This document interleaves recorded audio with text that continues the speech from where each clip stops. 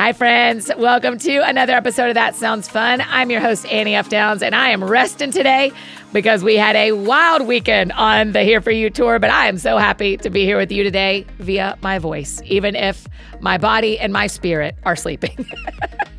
We are in a special series called Summer Lovin'. It's a That Sounds Fun podcast series in which we want to restore hope in dating, bridge y'all to helpful conversations, practical resources, and amazing experts so that you can see changes in your dating life starting with you. And oh my gosh, the feedback so far. Y'all, the feedback so far has been incredible. Now listen, we are going to do a question and answer, a question and response episode early in the fall. So as y'all are listening, if you have follow-up questions, the link is in the show notes below. Drop a question. We're going to sit down with one of your favorite experts in the fall and kind of go through all the questions after the series. So as you're listening, if you have questions, drop them to us. During this series, we are talking through a lot of aspects of dating. And as you've experienced, most episodes have an expert and a couple of my real life friends, a female and a male who are not married to each other, not married at all, and out there dating. And it's been really cool to hear their experiences. As always, this was always true about any summer as well.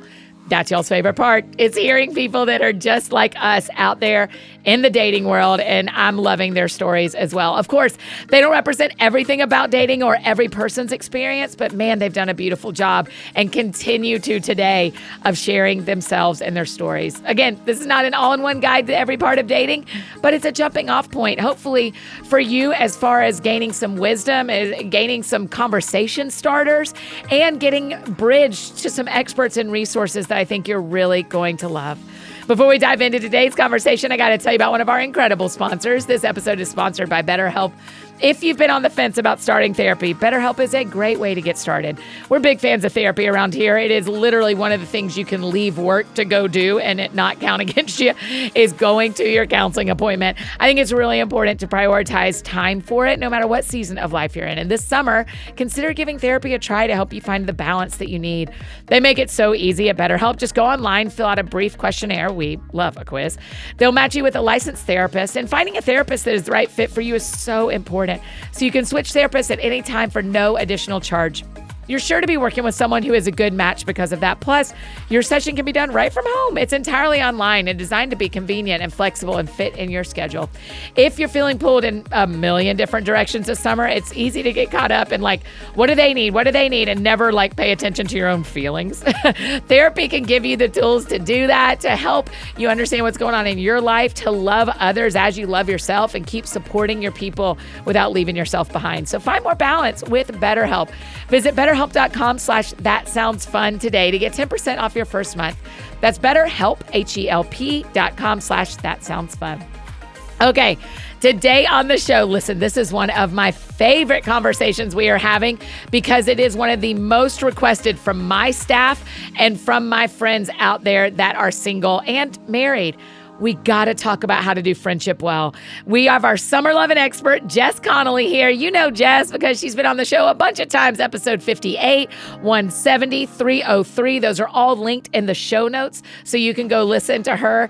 And today she's helping us talk about friendship and dating. She's a gifted author and speaker and podcaster. She's a great friend to all of us. She was the exact right person to help us navigate this conversation, and you'll hear why pretty early. Joining us are my friends Lani and John David, and together we're hitting questions like, what do married couples need to know about being friends with single people? Or how can we be better friends to our married friends while we're single? And how do we do this in a healthy way? And to be honest, how do we not have affairs? We talk about it. This is definitely a conversation that we can all benefit from, single, dating, married. No matter what season you're in, there's something for each of us to walk away with. This is the episode, guys, hear me. This is the episode that you can send to your married friends and say, hey, can we all listen to this and then circle up on the porch and talk about it? Or go out to dinner and talk about it? Or have a text thread and talk about it? Like, we hope this launches some conversations with you and your friends like it has for me and my friends. So here's my summer loving conversation about friendship and dating, singles and marrieds with Jess Connolly and my friends Lani and John David. All right, friends, welcome to Summer Lovin'. It's going to be great. Is everybody nervous? Woo, no. Woo-hoo. Yeah. I mean, do you feel nervous, John David? No. Great. Excited. Okay, good. That's what I would like to hear. Okay, so today we're having, honestly, one of the most requested conversations, right, Lani? When we were planning this was the thing people wanted to talk about is 1000%. how do we do friendship between married people and single people, long-term, healthy way. So let's introduce ourselves so everybody can kind of get your name together with your voice. So Lani, will you start? Tell us who you are, about how old you are, what do you do with your day, and where are you in the dating cycle right now? Yeah. I'm Lani. I'm 31. I do marketing for a podcast network. A local podcast network, a local podcast host. Yes, Yep. you do. And yeah, I'm single and dating. Great. All right, John David. Hey, I'm John David, and I'm from around here in my 30s. I sell software, and I'm also running a residential commercial painting company. I'm so glad to know that because I'm like, man, when I need stuff painted, now you're my call. It's new, but great. But let me be your call. Yeah, you I won't will. regret it. Tell me where you are right now dating-wise. Are you seeing anybody? Are you single? What is it? I'm single. Yeah. Okay. Yeah. Great.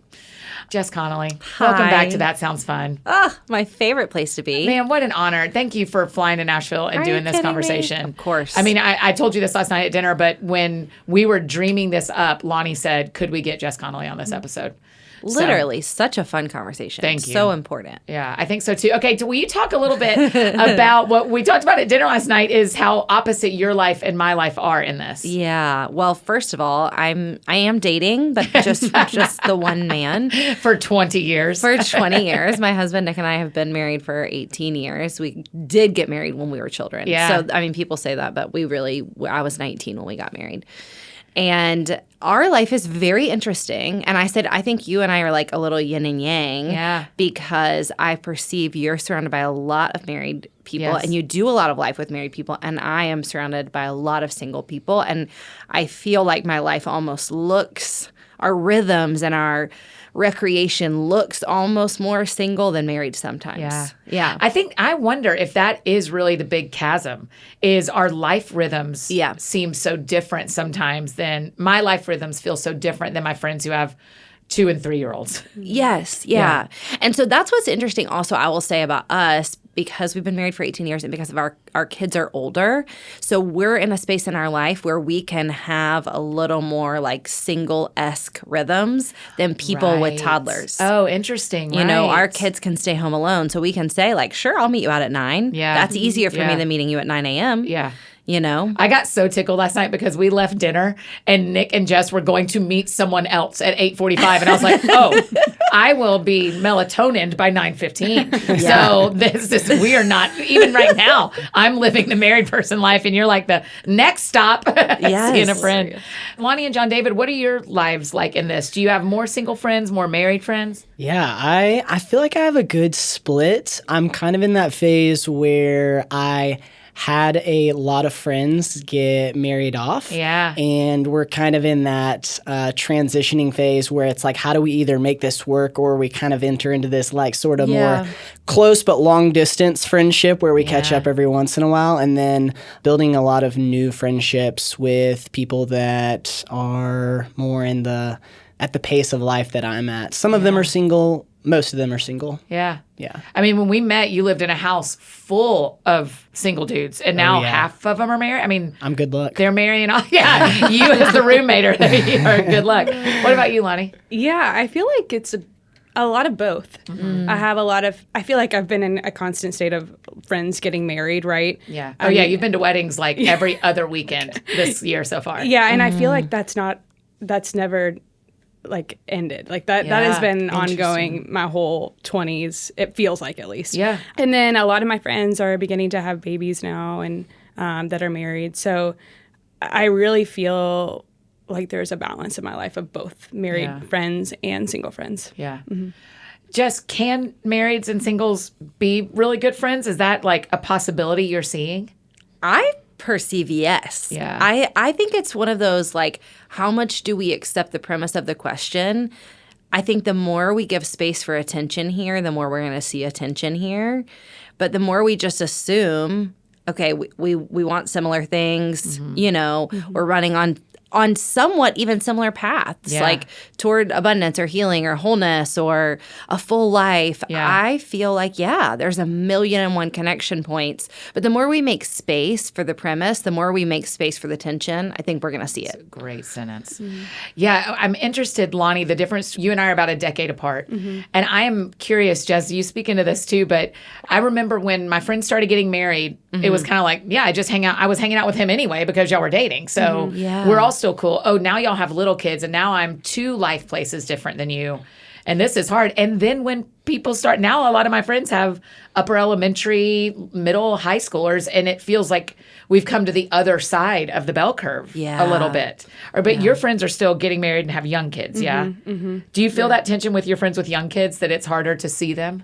Oh, for sure. Yeah. Well, and it takes just a lot of intentionality of like, hey, I have a friend who just had a baby, and it's me inviting myself over. Hey, I'd love to just come and be with you. Or it's just a lot of intentionality is the word. And my sister has 3 kids, and she lives here that are all under 5. And it's just, I think like I just want to be with them. Right? Like I just want to be there. I want to be in the mess. I think married friends forget that we want to be a part of all that. But I think on the flip side, I think married friends forget to get out of their own shell sometimes and go be a part of the other side of the mess. You know, because I was like that for a long time. I'd say like, come do laundry with me, or come to the grocery store with me. Or if I'm going to see you, it's going to have to be like this. And I think something broke open in my relationship with people who were not married when I realized they can come and get in my rhythm, but also it's really healthy for me to get in their rhythms. Wow. It's really it was healthy for me to also be like, hey, you go to the gym. I'd like to go to the gym. It would be nice to get out of my house every once in a while. This is a rhythm I can fight for. I'll see you there. Wow. Or, sometimes fighting again, that premise, this idea that this defeat, that it's not going to happen. Like, I'm never going to be able to meet you for coffee on a Saturday morning. Instead saying like, maybe I'll try. Maybe I could do it once a quarter. Maybe I could find somebody to watch the kids, and I could stroll with you around the mall leisurely, and that would sound fun. John David, is it true with men like it is with women? Like, do you have to do, as the single person with married friends, do you feel like you're doing more of the, hey, what are you up to today? Or is it more mutual with dudes than it is with women? I think the married friends that I find it the easiest to be in close relationships with, I see a lot of intentionality on their part. Like, hey, we would love to have you over for dinner. Or, hey, she's going out of town this weekend. Want to come spend time with me and the kid? Or I have this time. Oh, I was thinking of you. And I see that, we're kind of meeting each other where we're at, and knowing that a lot of my plans happen last minute, and kind of like you were speaking to, like embracing that the way we not only do the friendship but make space to do the friendship just looks different. That's good. I have to try a little bit differently to make those things happen. I love what both of you are saying, because planning for today, I thought we need to tell the singles, like, you have to pursue too. You cannot just wait for your married friends to call you. And you're saying, marrieds, you got to get out of your house. Yes. Because the singles can't just always come and help you with laundry. Yeah. We're such a good yin and yang. But we are. I know. We're a good Oreo. I don't know. Because I think that about your life. Watching your life, even from not in your city, I think she is so good about getting in their rhythms. Oh, thanks. But I also think, I hope they ask her, Annie, what sounds fun to you? How can we get outside of like our normal rhythms and come into that? Again, not all the time. It's not going to be doable all the time. It's going to take intentionality. It's going to take a few weeks of planning. But I don't know. It's one of the problems people have with church is that single people feel like, not all of them, but we're going to talk in massive generalities. Single people in a lot of churches feel like they don't have a spot because they haven't become the thing that the church told them to become. Ooh. And so the church is built toward married people, but we go to 4 different churches here. What do you see your church doing for single people to help them feel? And Jess, you lead a church. The 3 of us don't. But what do you see your church doing to help singles feel like it isn't 2 different worlds, that it is one thing? I think the most important thing that I'm so grateful by God's grace that my pastor, who's also my husband, has done, has equipped and made space for all single people to use their gifts in every realm. Yeah. Because, right, this is one of the biggest just weird opposites we see in Scripture and then in the application of it in the church, that in Scripture, it's like if you're single, go for it. Yeah. Use all your gifts, like go take it too far in ministry. And then in church, there's this weird ceiling where it's like, well, once you get married, it's just not even biblical. Yeah. So I think number one, the first and most important thing is saying, like, there is no cap on where and how you can use your God-given gifts inside the church before you get married, because that's not biblical. Right. And I think that shows the rest of the church, this is a whole human living out the abundance and healing and wholeness and gifts God's given them. Yeah. And then the second way for us that we've done it is that we don't separate by groups. We don't say we don't have a married group and we don't have a single group. Okay, so your small groups are just like what neighborhood you live in, Yep. or what you care about, or what night you can meet. Yeah. Oh, okay. Etc. Oh, we don't interesting. have single women groups and married women groups. Yeah. We don't have single men groups and married men groups. We have groups. Yeah. Okay. So that's helped us, I think, a little bit. What about y'all? So I lead a community group type of thing at my church, and it's by demographic, really. So it's like it's a young adult group, which like young adult can mean what you want it to mean. There may be married people in there, Right. but more likely it's probably a lot more singles, right? Right, right. And I think my church, I admire my church so much, and I think that they're doing a really great job of building places for young people, for single people to have a space to feel known, to feel welcomed. I do feel like there is a gap of like after your 20s, right? Yeah. Where you're into your 30s, into your 40s and above, and you're single. I think this is just my feelings in general in the church as the church as a whole. Yeah. You know, again, big generalities, but Yeah, it yeah. feels like there is a gap, you know? And I don't necessarily know the answer to that. I love your thoughts about serving because I serve on a team with married couples, with people my age, with people not my age, and it's so fun. I love meeting the people that I serve with, and not only meeting, but like knowing those people. Yeah. So I think that that is something that is a helpful way to know and be known in the church as someone who is single. Yeah. But yeah. Do you have thoughts on that, John David? Yeah. How to distill it down. You don't have to. We're on a podcast. You got Yeah. time. You got time. I mean, our church is overflowing with married couples with kids, and so it feels like the centerpiece of the church is happening around that. And yet I also think our community is doing a really good job of, one, there are married couples going into groups of just men or just women. And then also I think that seems like a public conversation of normalizing suffering, and then in marriage and how that's hard, and there's a longing for intimacy and connection and all these things that single people also struggle with, and then single people, whether that's just like circumstances, choice, identity and sexuality, where all that stuff is coming up, and just having that open conversation so that we're much more capable of relating to each other and what's going on. So there's tension. There's tension in it. But Do you feel like a church needs to talk about singleness from the stage to feel like it's an important thing to them?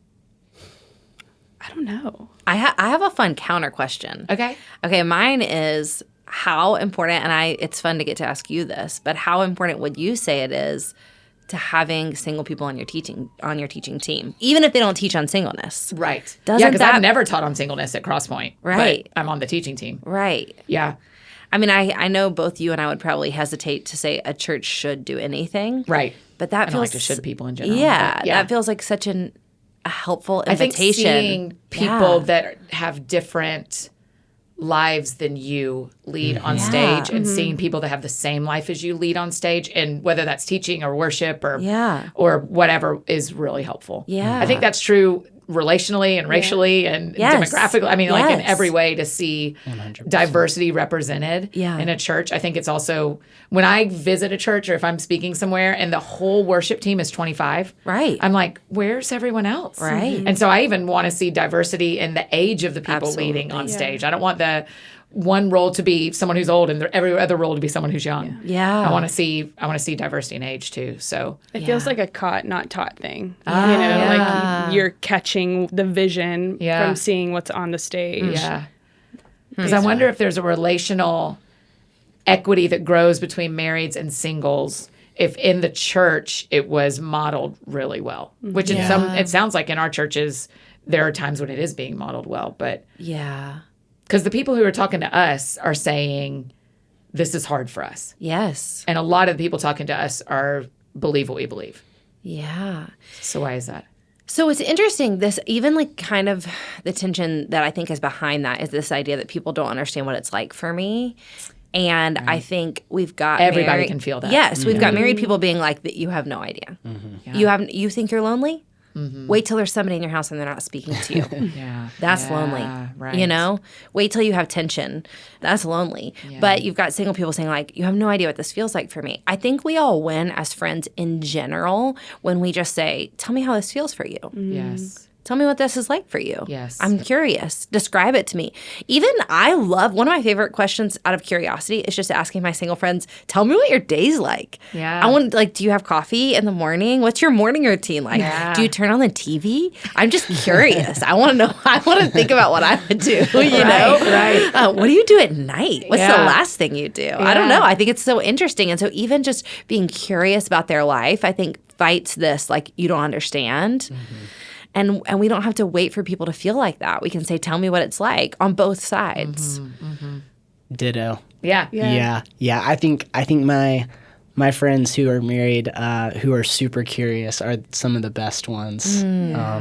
Just Agreed. want to understand and allow me to understand what's going on. Yeah. Yeah, because the option is either to say, and this has happened to me a lot when my friends go, I got married in my 20s, and so I have no idea what your life is like, so I can't understand. Right. And so the option is to go, there's no way to connect because I don't know your life, or can I ask enough questions that we connect even though I don't know your life personally? Right. And that's, I feel I used to, again, I'm interested in sitting with you two in your 30s because it has felt different in my 40s. Yeah. It has felt different as my married friends have settled into their married lives. It's felt different to me than when they're starting up and the pace is a little bit faster. Yeah. Yeah. Is that true? I think so. I think what you said is interesting. I think it's all cyclical. Yeah. I think I see, not always, not the rule, but I think when people first get married, they're like, we're going to be the same. Everything's going to be the same. Yeah, you guys, don't worry. We're It's all gonna fine. We're keep cool. We're hanging chill. out. Yeah. And then all of a sudden they're like, we can't do that. And you go into that for a long time. And then if or when you have kids, then that's another whole adjustment. And then I think you hit where we're at, interestingly, 20 years in with our kids, almost out of high school. And we're like, where do you guys want to go tonight? Right. What do y'all We're up to? both like, we're up later than most of our friends because we're like, what can't we do? So it's just an interesting cycle, That sounds fun. Hey, friend, just interrupting this conversation, share about one of our amazing partners, Rothy's. Listen, y'all know I've got my Rothy's packed with me on the road this month while we are out for the Here For You tour because I don't leave home without them, honestly. When it comes to both style and comfort, Rothy's are it for me. No matter where you're going, Rothy's are perfect for travel. All new slides and mules for your beach vacation, cute flats for nights out at the Here For You tour, and the most comfortable sneakers for your summer exploring. They're lightweight and flexible, so they're extra easy to pack, and Rothy's are effortlessly versatile, aka easy to dress up and down, so you don't need to bring tons of shoes. And bonus travel tip, if you get your Rothy's dirty during your adventures, you can clean them up easily with a little bit of clear hand or dish soap and a damp towel. Easy peasy. I have the Camo Cat sneakers and they're flats, and because I can wash them, they still look like new. Make the swap to sustainable shoes and bags with Rothy's. Everything at Rothy's is made with their signature thread, knit from repurposed single-use plastic water bottles, which you know I love. This spring, Wired Magazine named Rothy's shoes in the list of their favorite clothing made from recycled materials. Crafted from recycled plastic, you can sustainably upgrade your closet with cute and comfortable sandals, sneakers, flats, and totes that are perfect for the summer. And I love, love, love when you show me your Rothy's when we're out on tour. It's one of my favorite things. Y'all would laugh. I'm telling you, you would laugh so hard. If you knew how many people in our pre-parties on tour are showing me their Rothy's and the straps of their Third Love bras. I'm telling you, y'all show me all that because you're like, Annie, and I'm like, I see you. So show me your Rothy's this summer. For stylish and comfortable shoes, shop Rothy's. Get $20 off your first purchase at rothys.com/soundsfun. That's ROTHYS.com/soundsfun. And I've got one more amazing partner to tell you about, Kitsch. Okay, I know you guys love talking about some good hair care products, and they say the hair care is the new skincare, but there is one brand that has taken it to the next level. Kitsch has created game-changing essentials that beauty enthusiasts and AFD, we all swear by them. From satin pillowcases to time-saving towels, Kitsch knows hair care doesn't stop in the shower. I have the heatless curlers, and y'all, they literally work. I was so impressed. I just wrapped my hair around the curlers before bed, and when I woke up, I had these really cute curls that stayed curled, which is a feat in my brain. And you know, that matters to me. I never had to break out a curling iron, and the heatless curlers were really comfortable to sleep in. These are the original, the OG, and the best heatless curlers. Don't settle for the knockoffs when you can get the ones that started the craze. Whatever your budget, your skin type, your hair care, Kitsch has something for you. They are self-funded, female-founded, let's go, and now carried in over 20,000 retail locations. Kitsch's best sellers include their satin pillowcases, caps, and eye masks, satin that is vegan and cruelty-free, and they are so great for your hair and skin while you sleep. Kitsch also has rice water shampoo bars that can help with overall hair growth and density, and rosemary scalp oil that helps support scalp health and hair strength from root to tip, and so much more. Yes, please. Right now, Kitsch is offering my friends 30% off your entire order, you guys. 30% off your whole order at mykitsch.com/thatsoundsfun. That's right, 30% off of anything and everything at mykitsch, spelled mykitsch.com/thatsoundsfun. One more time, that's mykitsch.com/thatsoundsfun for 30% off your order. Okay, now back to our summer loving conversation. Woo! We are just getting started with Jess and Lani and John David. That sounds fun. So let's talk about when your single friend is doing something that you don't think is a good decision.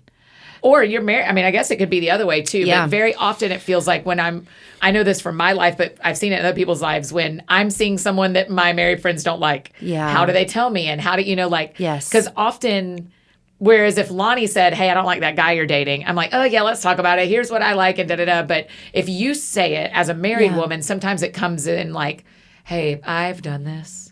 And I'm here to say I'm not sure you're doing this correctly, right? And I hope you'd roll your eyes at me and say, like, must be nice for you. You met Nick when you were 15. Go sit down. Yeah, so how do we do that well, though? How do we give and receive correction and relationship from people who are not in our same life place? Yeah. Here's what it looks like for me, and it's really interesting. It's multi-layered because a lot of the single people that I do life with, number one, I'm also their pastor and also maybe their boss. Mm-hmm. So there's so many different layers here, but I also really love them and I want to be on their team. So I err with kind of like two things. Number one, I ask a lot of questions. Yeah. Tell me more. Okay. What about this? Okay. That's interesting. How did that happen? Just to ask a lot of questions. And then after that, personally, I wait for invitation. To give your opinion. Yeah, and it doesn't need to be a big for all of us to, no matter who you're talking to. If you want me to speak into, the people who want you to speak into it. It's going to be really clear, And so if somebody asks me to speak in, I'm going all the way. Yeah, I'm going to say I could always be wrong. I'd give a lot of caveats. I could always be wrong. You need to go to God. I'm going to love you even if you don't take my advice. Yeah. I'm going to be on your team. Yeah. I expect you're going to make mistakes. But here are my thoughts. But I do wait for at least what do you think? Or do you have any insight? Yeah. That's for me. How have your married friends talked to you about your dating life? They ask a lot of questions. Yeah. You're probably hearing it now. Like, maybe people listening are hearing it now like, oh, they're asking me a lot of questions. They may be waiting on me to ask their opinion. Yes. Yeah. They ask a lot of questions. I feel like I'm pretty eager to get feedback, and so I don't I don't tend to find myself I'm just like, oh, whatever, I didn't like that advice. But I find that what works for me and then what I receive and give well is kind of the like, ask me to dance and then dance kind of process, whereas it's like, it's asking questions and then it's ask like, hey, do you want to know what I think here? Or do you mind if I give you some feedback? And that puts me in a more gentle place to receive maybe something that can feel a little aggressive. Yeah. I feel like the theme of curiosity you were mentioning earlier is like, that would probably, not to jump ahead, that's my dating advice is curiosity in my heart. And I love when I see that in someone else too. So genuinely the same thing for, asking for advice, or I'm right there with you as far as asking questions. And I'm kind of similar to JD of like, I'm just gonna tell you everything. I'm just gonna jump in, and depending on who I'm talking to, I want people's feedback. I want to get people in my life to speak into what I'm doing. I think you really did hit on something really important, though, which is the flip side of this, is how do married people receive insight from their single friends? Because in the name of Jesus, my friends who are single, who walk with me, if they don't feel the capacity to be like, you're being a brat, or, hey, you're being really hard on Nick right now, then we're in a spot. If they don't feel like they can speak into my marriage, even though they're not married, we're in such a spot. One of my best friends, Laura, has been single the whole time I've known her. We were college roommates, and she has an open invitation to speak into my life. And she is one of the first people who will say to me, like, I love you so much. The way you're talking to him right now, that's not it. I remember, like, even in my early married years, she'd be like, this is not it, babe. Yeah. I love you. Yeah. But even in my parenting, same. It feels so loving when I can tell them about a situation with one of my teens and then say like, hey, what do you think? And they can say, I think you're being really hard on your kids. Or like, I think you might be hovering a little bit. I don't know. I'm so blessed by that. I feel so loved by that. And I think this mutuality, again, going back to the idea of like, maybe let's don't accept the premise of the question too much. Like, how in the world can we ever be married? Because I should be able to learn from you about my marriage and about my parenting. And about all the other parts of my life that you might not understand as you follow God and as I listen to you and as I watch you learn. So it needs to go both ways. Yeah.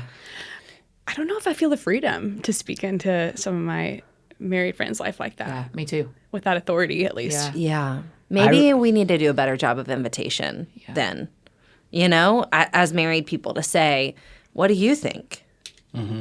What do you think? You have an interesting perspective on this. Yeah.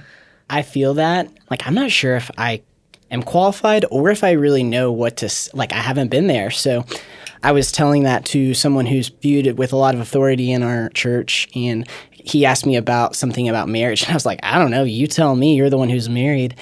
And he was like, do you know God? And I was like, yes. And he was like, well, you have God's word? Yes. He was like, well, marriage is just a reflection of who he is to us.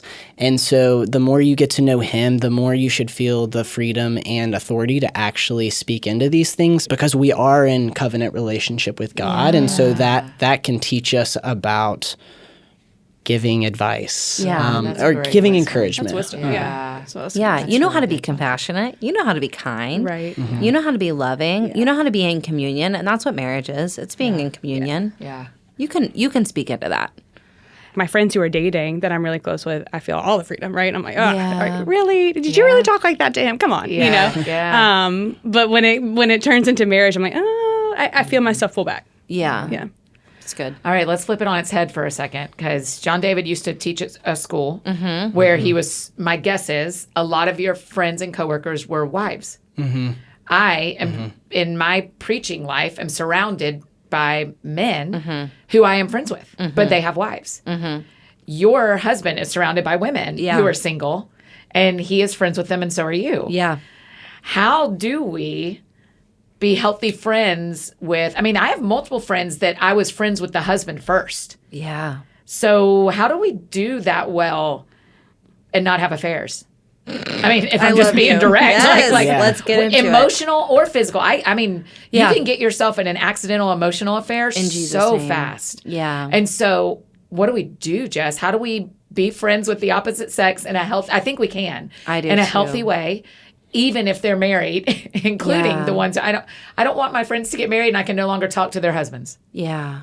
I mean, I think both sides. So I think number one thing I appreciate about the entire way you're having this entire conversation is that we're trying to take the anxiety and the fear out of it, right?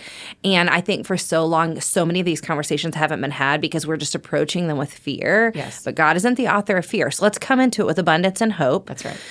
So if we're trying to come into this conversation with abundance and hope and not just fear, I think it becomes a question of offensive or defensive in boundaries. So I think the way this conversation has been broached in decades past has been very offensive. People are unsafe. Single people are unsafe. Women are unsafe. Men are unsafe. And so we need all these boundaries to keep from horrible things happening. We're unsafe. I can't control myself if I am close friends with a guy. Right. Exactly. And instead, let's say, like, hold on. Boundaries are not offensive. They need to be defensive to be really healthy. And so what we actually want to do is we want to defend, our souls. We want to defend our marriages. We want to defend our friendships so that we get to stay friends. Yeah. We want to take care of them. We want to protect them. So I think that helps us, number one, not be so anxious and scared. Yeah. But on top of that, I think the other thing that you said that is so helpful with that, with kind of girded with this, like we want to defend beautiful things, not like see everything is so scary. But I do think we need to be informed about emotional affairs. We need to be informed about like the struggles of the people around us in regards to physical affairs. Like we need to have our eyes open to like this is an actual struggle. It's not going to help if we close our eyes and pretend like everything's fine. I would say men being informed on what an emotional affair looks like for a woman and what that feels like and what could lead to that is really helpful because women are just different. It's something I'm teaching my boys over and over and over again, just already in their teens. Wow. You texting her is no big deal to you, but it's a big deal to her.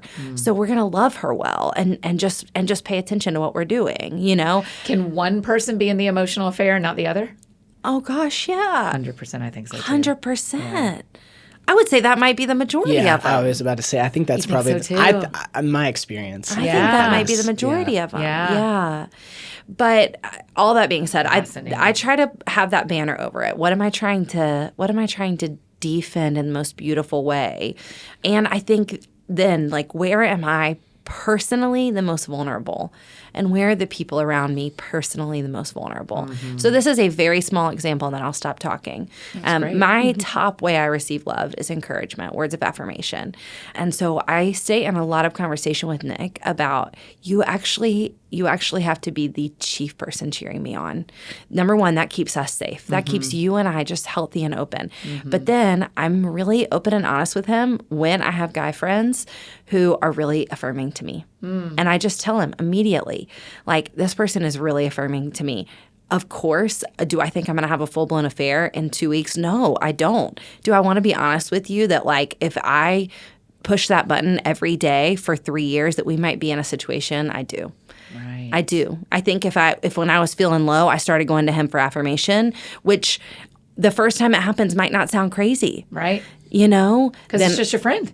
It's just my friend. Yeah. Then I think we'd be in a real spot. Yeah. Yeah. So that knowing where you're vulnerable and knowing what you most want to protect, to me, feel really helpful. Yeah. What do y'all think? It's good. Yeah. Yeah, that's good. Yeah. And I like the idea of kind of being vigilant for just protecting what's good in the situation, and I think that simplifies it down to.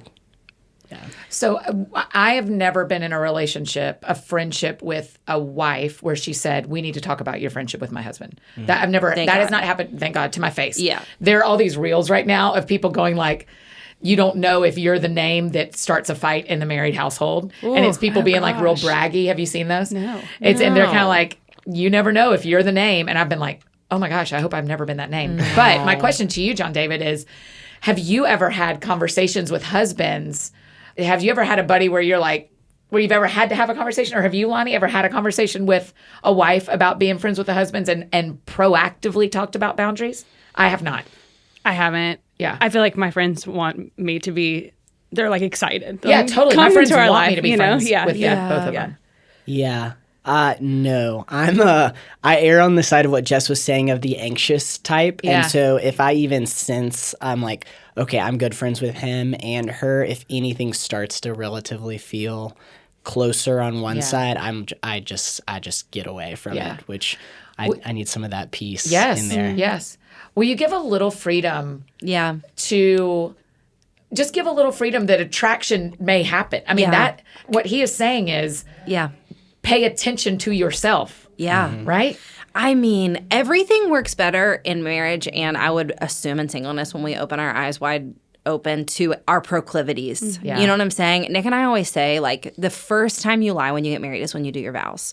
It's the very first time you lie. Because you're like, it's crazy. I'll try, but I won't. I'm going to honor and respect you. I'm going to love you in sickness. And it's like a lie, just straight from the beginning. Yeah. I mean, we shouldn't change it, but also we should say, like, I'm going to do it wrong, and then I'm going to try again. Right. So absolutely, are you going to feel attracted in some way, emotionally or physically, over the course of your marriage? Yeah. Yeah.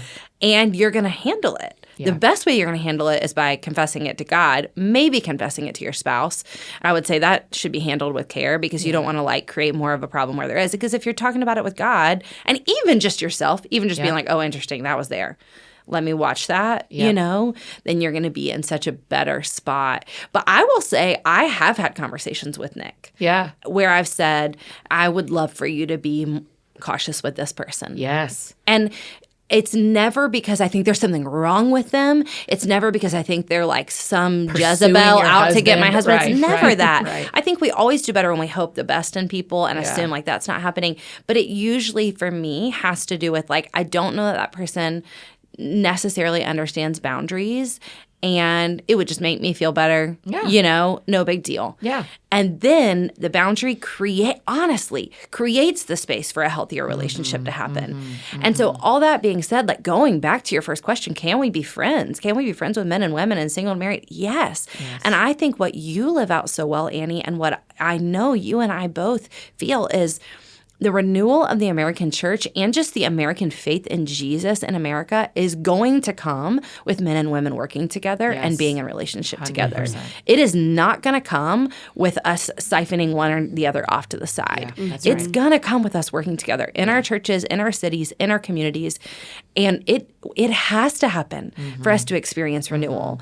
And there's so much healing for us bound up in being acquaintances and trusting and seeing the goodness and the glory in members of the opposite sex. Yeah. You know? Yes. And just learning to like see God in them again and trust them again. And it's the healing for everything. It's the healing for sexism. It's the healing for toxic masculinity. It's the healing for just broken relationships, just looking at them and seeing that they're image bearers of God. And we can trust them. Yeah. I don't know if this is always true or if it's just what I've found, but the men that I'm super close with that I'm excited about their wives, and I know what's going on in their lives, and I know things that I think are especially awesome about their wives, allows me to, I think, enter into a more full relationship with those guys. Oh, sure. Just like, I agree. just being able to laugh with them or have fun with them or challenge them, or sometimes when the guy's being an idiot or he doesn't think his wife's fun or, whatever it may be, just being able like, what, you didn't have fun with her? What do you mean? Like, she's hilarious. so Or good. like, you mean like, I think just being able to be a cheerleader for both members of that team has been especially good for me. So I think there's that balance. Of like close but not too close. Yeah. Every time I've done a wedding, I've said to the couple, I am not for you or you, I'm for this marriage. So before we even have a divorce conversation, you got to come back to me, even if we haven't talked in 10 years, because I signed this paper. And so it's that same like, hey, listen, you're my friend, but you're not being good to your husband, or you're my friend, but you're not being kind to your wife, I think it is, but we have to have that permission. And you're right, I don't always feel it either.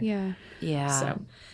Ooh, how we talk about each other's people, like whether you're married or single, feels like an important part of this. How we talk about the guys that our friends are dating or the girls that they're dating, and how single people talk about their married friends' spouses does feel really important. And I would say it's one way that we can really be safe for each other. And I have some single friends that I know I cannot talk to them about conflict in my marriage because they'd be like, oh, he's the worst. Oh, interesting. And I'd be like, oh, no, that's my husband. Right. He is for sure not the worst. He is not the worst. And so then I make a mental note like, okay, you are not safe for me to talk to you about even pain or frustration in my marriage. Yeah. But likewise, I want to be really safe for my single friends, to not be like, no, that never go on a date with him again. Yeah. No way. Because people are messy and they're wild and they're weird. Yeah. And, if there's one thing that you and I have even talked about this, like in 2023 dating, like we need to be a lot more patient with people. Yeah. We're sizing them up really quickly. Even this morning, I was watching an Instagram reel on the ick. Do you know about the ick? Yeah. Annie, I'll do. You need to go down this rabbit hole. Okay. It's what they say. Like, he gives me the ick or she gave me the ick and it's over. It's all I hear my single friends say. okay. Like, ugh, I got the ick. And I'm like, I don't know, man. I think like the ick is like, so they need the gospel. Right. Or they had a bad day. They chewed weird. Yeah. And I don't know, We have an episode coming where we're talking about the difference between yellow flags and red flags. Oh. And the problem is we've made everything we don't love on first blush a red flag. And we need to back it up and make it yellow. Back it up. I always say I always say that people who constantly call something a red flag is a red flag to me. Yeah, that's exactly right. That's a good one. That's exactly Oh, right. yeah. So we got to watch it. Yeah. I feel like when I was thinking about this podcast, I was thinking about how there was one point in my life where all of the girls, we got together and we're like, oh, guys, just, I can't, dating just sucks. Like, the pool, it sucks. We just, our words were death, right? Yeah. And I just kind of hit this point where I was like, you know what? This is not helping anything. Yeah. It's not solving anything. I want to use the power of life over men. Yes. I want to speak life Yes. over them Yes. and speak hope over them, and just kind of switched that that pathway in my brain of I want to think the best of men and not be frustrated and actually pray for them. So and that just really actually helped my mind shift. It's just the power of words. I'm still single, but I wanna be deal. in prayer for my guy friends, for my married friends, for my friends' husbands and their marriages. So Yeah. We did a thing like that probably 10 years ago. A handful of us got together, and for 100 days, we agreed to not say anything negative about the single men in our lives and to only pray. And when I tell you the majority of those girls got married within a year, Wow. I mean, it was wild. And they married some of the guys we had been praying for. Yeah. And it was like, the Bible actually means it when it says your words have the power of life and death. Yeah. And how you speak about your friends' husbands and wives, how you speak about the people they're dating. And also the trick about if someone breaks up and you say, good, I hoped you were going to break up. Don't do it. That person always comes back. They always come back. And then your friend does not tell you. Don't do and then it. it gets secretive. Yeah. It gets weird. And then gets you are weird. not friends anymore. Yeah. And then they end up getting married. And you're like, well. And you that's- stand in the back left Yeah. and leave the wedding early. Yeah, It's that's weird. exactly right. Yeah. Yeah. So we got to be thoughtful about that. Yeah. That sounds fun. Hey, friends, just interrupting this conversation one more time to share about another amazing partner, KiwiCo. Y'all know we love KiwiCo around here, and I know in the summer, kids can start talking about being bored. And actually, I think it's really good when they get bored because that's when KiwiCo is a perfect idea to keep them entertained and learning. And what happens when our brains get bored? We get creative. Each month, KiwiCo delivers crates packed with fun and sparks creativity with kid-friendly topics and activities. From engineering robots to learning about the science of cooking, there's interesting topics for every kid and real hands-on skills to explore. KiwiCo is defining the future of play by making it engaging, enriching, and seriously fun. They create super cool hands-on projects designed to create a lifelong love of learning among kids. The most recent box we received has everything kids need to make their own wooden ukulele. Y'all, it is so adorable. KiwiCo thinks of everything. All the supplies are included and the instructions are simple to follow. So the kids will feel so proud of themselves. And when they are done making it, it actually works. Can you believe that? It's hard to find creative ways to keep the kids in your life busy and challenged and off of screens. No crate from KiwiCo's Innovation Factory leaves without approval from their toughest critics, which are children. KiwiCo has subscription lines for infants and preschoolers up to teens and beyond, like you and me. Plus, KiwiCo's projects are designed by a team of educators, makers, engineers, and rocket scientists, literally, who brainstorm hundreds of ideas to create the most exciting, age-appropriate, and educational projects. The day that KiwiCo box arrives will be your kid's favorite day of the month. Redefine learning with play. Explore hands-on projects that build creative confidence and problem-solving skills with KiwiCo. Get 50% off your first month plus free shipping on any crate line at kiwico.com/thatsoundsfun. That's 50%, 50, you guys, off your first month at kiwico.com/thatsoundsfun. And one last amazing partner to share with you, Fast Growing Trees. Okay. I love for my house, my patio, and our office to be full of thriving plants, even though I may not be the best at keeping them alive. Lillian is. And FastGrowingTrees.com has got us covered for all of our interior and exterior landscaping needs. FastGrowingTrees.com's plant experts curate thousands of easy-to-grow plant, shrub, and tree varieties for your unique climate, from Meyer lemons to evergreens and everything in between. We're aware of all the benefits, right? The beauty, the cleaner air, but sometimes it's hard to know which plants will do best in our context. Well, no problem. Because with FastGrowingTrees.com, you get customized recommendations based on your specific needs. Plus, their plant experts are always available to help keep your plants growing healthy through the season and beyond. Whether you're buying plants for your first home or working on a seasoned garden, FastGrowingTrees.com has experts in the field ready to support you and your plants for years to come. Just order online and your plants arrive at your door in just a few days. I am crazy about Fast Growing Trees because we found a fiddle leaf fig tree, and I am looking at it right now, and a ficus plant. I am looking at it right now. They are both in the studio, and they are gorgeous and at a great price, and they can perfectly match you with your dream plants as well. And with Fast Growing Trees 30-day Alive and Thrive guarantee, you know everything will look great fresh out of the box. Join over 1.5 million happy Fast Growing Trees customers, including your friends at Downs Books, and that sounds fun.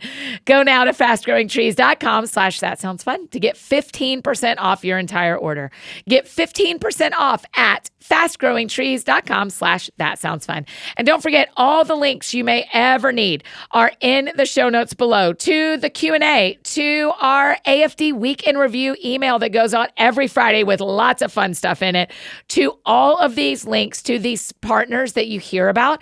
All that is in the show notes because we want to make it real easy for you. So that is always down there. And now let's go back and finish up this conversation. Man, I'm loving it, with Jess, John David, and Lani. That sounds fun.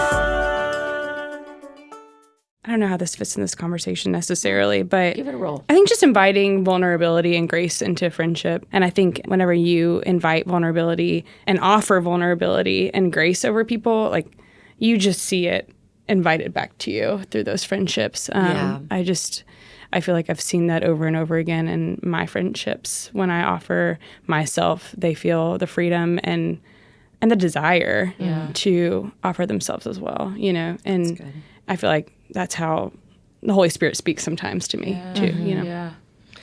I feel like I would just add this for any married women or men listening. I would say, if you don't have single people in your life, you may be missing out. There's no may about it. You're missing out on seeing a side of the kingdom and the world and God and friendship that I want you to have. Yeah. And it may mean getting in some of their rhythms, and it may mean you getting outside some of your shell, but that's actually really going to be for your good. Yeah. And I think another caveat on this that I think we've all been saying, but I want to say really explicitly, is that we would do well to crash this idea that married people somehow disciple single people, or that we pour into single people. That's where good. The truth is, like, we're all at the foot of the cross, so we're all going to be learning from one another and learning from God together and speaking into each other's lives and crossing those boundaries and borders. So single people, you get to speak into my marriage. You get to speak into the way that I parent, because you know God and you know the fruits of the Spirit and you know me, and vice versa. I want to be able to speak into and speak life over where you're at in your life. But I just think we do so well to kind of break down those barriers of any sort of lie that would say that once you're married, you're somehow wiser. Yeah. What? Yeah. You know, or that you somehow know something more, or that you even know more about relationships. You don't.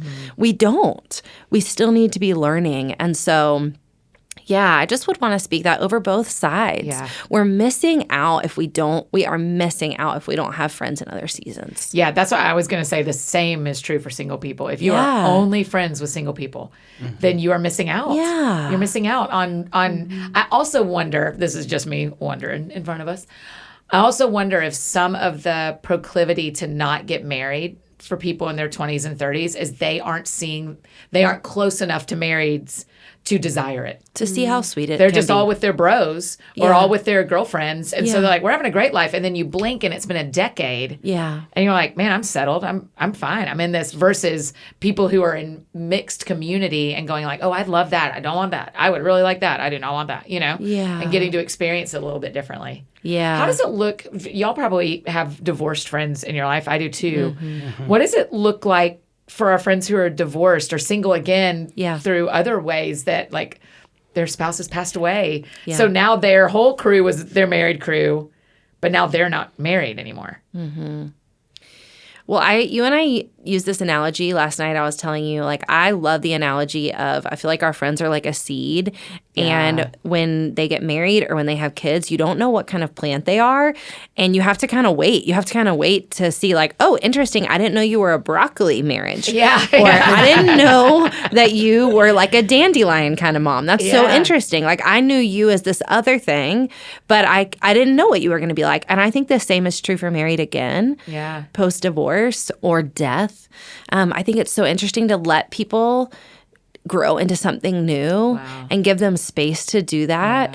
And I think a lot of what makes tension in all of these transitions, when your friend gets married, when they have their first kid, when they get divorced, you know, when something hard, really horrific happens in their family, is that we want them to be the exact same. And we want everything to be the exact same. But I think taking a step back and saying, like, I can't wait to see what this looks like for you, what health and wholeness looks like for you in this season. And I'm going to be there for that too. I'm going to be curious for that too.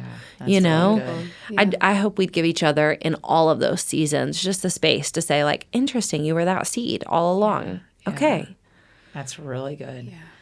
Okay, the last question we're going to ask, if everybody feels good about that, is we always ask, tell me what sounds fun to you. So in this context, tell me what sounds fun to you. What is something that you do for fun with your married friends? Or Jess, what's something you do for fun with your single friends? My married friends that have kids especially are getting to the age where their kids are old enough for me to actually have a relationship with. Yeah. And since I used to be, I mean, I love hanging out with kids. And now I'm becoming the friend that you might see hanging out with all the kids. Yeah, right. And I love it when my friends are excited for me to hang out with their kids. Yeah, whether it's like, it's a hold him or it's like, they see him running off and they can't see him anymore, but they know I'm following him and they're just cool with that. And I think that is a gift for me. Yeah. We need it. Thank you. Yeah.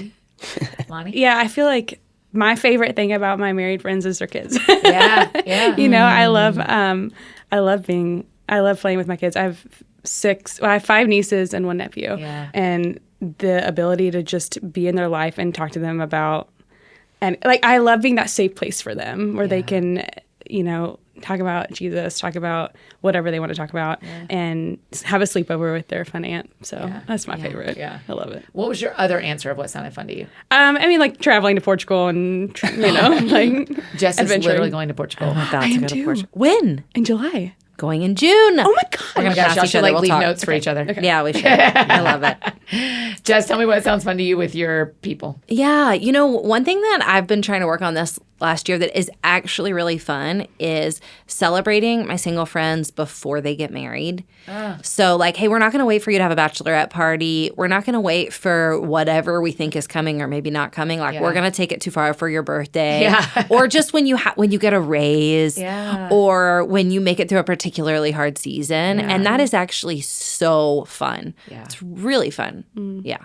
That's a great answer. I think one of the things that I know has been painful for some of my friends and has blinked on my radar and I see people talk about it is married people get so many gifts when they get married and we have to fill our houses by ourselves. Right. And so when we move to somewhere new, if someone doesn't throw a housewarming gift or party, we have to buy everything. And it can feel, weird things can be devastating. Yeah. Do y'all feel that? Like weird things can totally. be like anything with my car, devastating. Yes. And it is a blinker is out, down, settle down. But Yeah. and so you doing that is like such a generous thing because that goes farther than you probably know. Yeah. And is it not fun? No, it's so fun. It's so fun, Just right? Go Right. party and You're have not fun with your suffering. friends. That's right. Normalize single showers. Single Yes. Such a big I need deal. a new smoothie maker. I mean, That's honestly, right. That's Just right. saying. But There you also, go. when we talk about it, sometimes I'm like, also at some point, y'all, I would like a little bachelorette party because I've been married for 20 years and none of you were my friends then. And I was Right. 19. Like we went Right. to a Starbucks. Oh my gosh, you Let's should. redo. You know, Yeah. Let's all do it. Okay. Yeah. Let's redo your bachelorette. That's a great love that. idea. At 20 years, that's what we'll do. Yeah, In 2 done. years, we'll redo your bachelorette party. Yeah, because we're I gonna do a promise. I'm on vow renewal, so we'll reality TV maybe. I don't know. it. Great. Okay, great. If anybody wants to pick it up. Yeah, that's right. Thank y'all for doing this. I appreciate it. Well done. Thank you.